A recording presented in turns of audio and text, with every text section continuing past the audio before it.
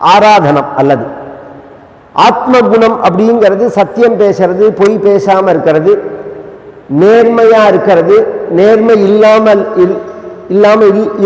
இருக்கிறது, நேர்மை இல்லாம இருக்காம இருக்கிறது, கருணையோட இருக்கிறது, பிறரை ஹிம்சை பண்ணாம இருக்கிறது, பொறுமையோட இருக்கிறது, கோபப்படாம இருக்கிறது, பிறருக்கு தானம் பண்றது, பிறர் பொருளை அபகரிக்காம இருக்கிறது, பிரம்மச்சரியத்தோட இருக்கிறது.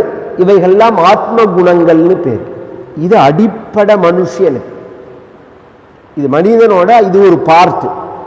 அதுக்கு அடுத்தது ஆச்சாரங்கிறது. கார்த்தால எழுந்துட்டா யூரின் டாய்லெட் போனால் கிளீன் பண்ணிக்கிறது, பல்லு தேய்க்கிறது, குளிக்கிறது, வஸ்திரம் கட்டிக்கிறது, அவரவர்கள் சம்பிரதாயப்படி நெத்தியில் எட்டுக்கிறது.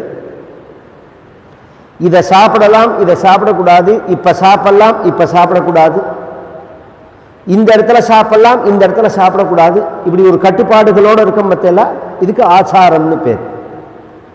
ஆராதனம் அப்படின்னு சொன்னா தாயை வணங்குவது, தந்தையை வணங்குவது, குருவை வணங்குவது, தெய்வத்தை வணங்குவது,